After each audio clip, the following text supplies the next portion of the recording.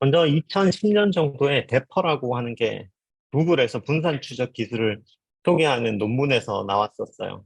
그래서 오버헤드도 좀 낮추고 확장성도 높이고 실시간 데이터 수집하는 이런 작업들을 할 수 있도록 하는 설계 방식을 논문으로 냈고요. 논문 발표 이후에 우리가 지금부터 잘 아는 도구들일 수 있어요. 우버에서 예거라는 도구, 트위터에서 집킨이라는 도구, 이런 것들을 이 대퍼를 기반으로 해가지고 만들었었습니다.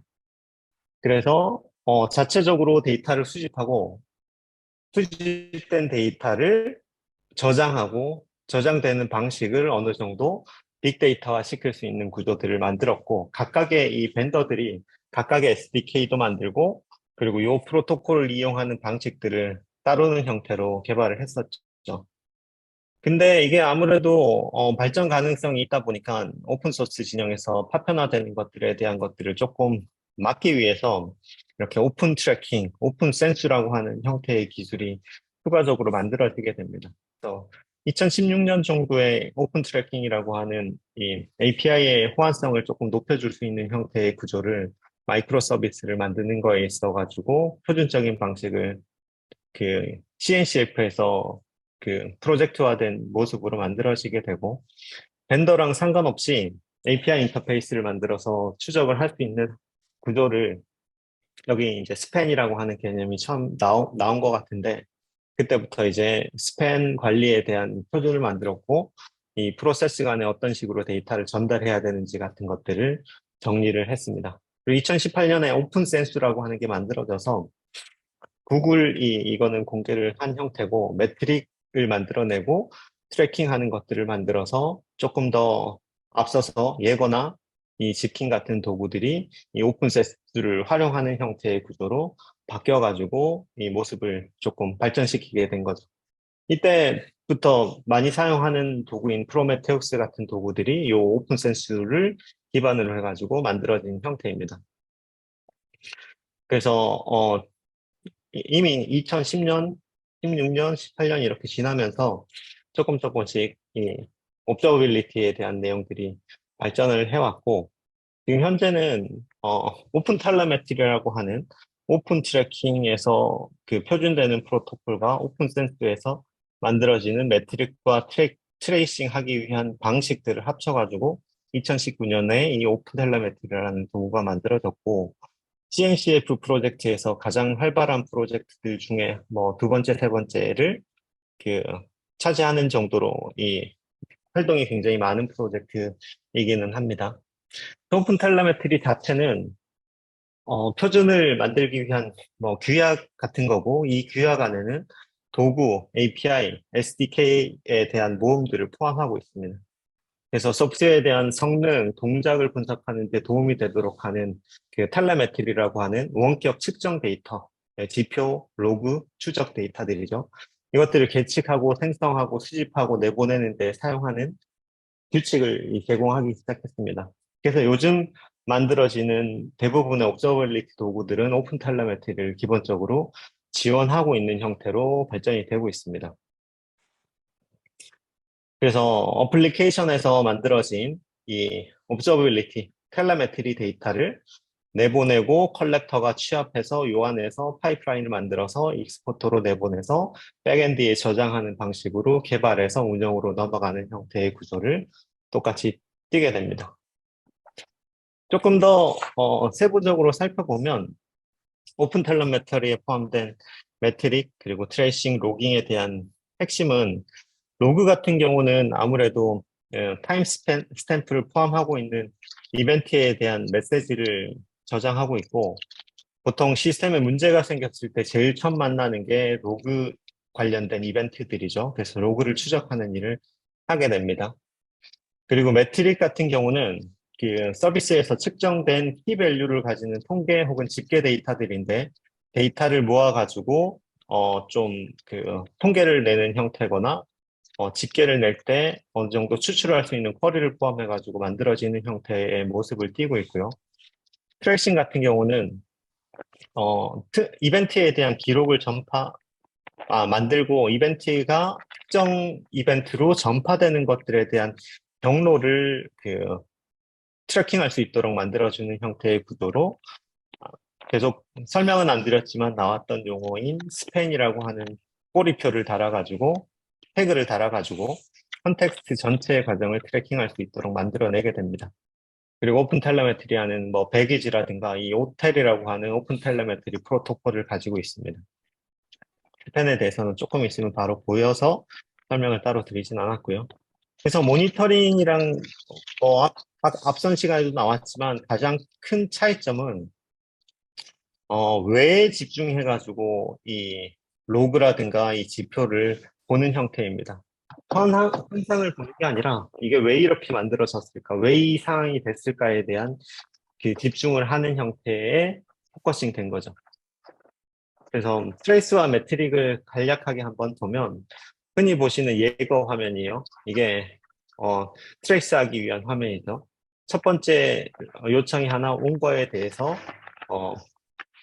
하위 요청, 그 하위에 콜 스택처럼 이렇게 간트 차트처럼 생긴 따라갈 수 있는 경로를 만들어서 이 패런트 차일드 관계의 연관관계를 만들고 그리고 스타트 엔드 타임, 시작과 끝, 전체에 대한 시작과 끝, 각각의 이 이벤트들에 대한 시작과 끝을 트래킹할 수 있도록 만들어낸 구조가 이 트레이스입니다.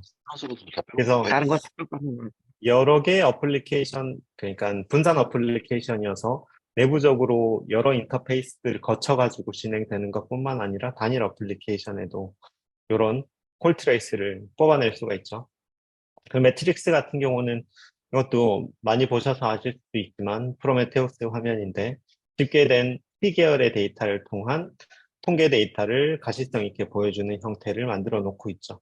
그래서 카운트나 에버러지나 퍼센테이지를 가지고 표현하는 형태로 구조를 가지고 있습니다.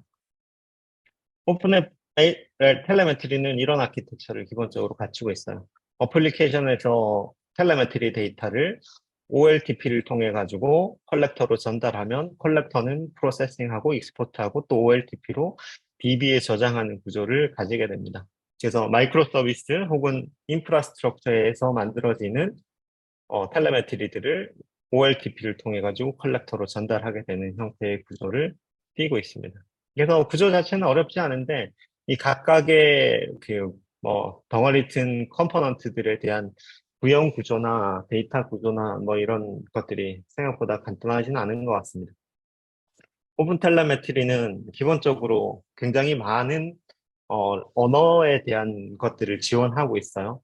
그래서 여기 앞서서 이 어플리케이션에 해당하는 것들에 어, 자동으로 측정할 수 있는 라이브러리나 혹은 에이전트나 이런 것들을 제공을 해주는데 대부분의 언어 베이스를 제공을 해주고 있습니다. 그래서 대부분 플랫폼이라고 하는 그 옵저빌리티 도구들은 이런 형태로 오픈 텔레메트리가 제공해주는 트레이싱 매트릭 로그에 대한 기본적인 규격을 지킬 수밖에 없게 되는 거죠. 데이터 모델은 이런 형태의 구조입니다.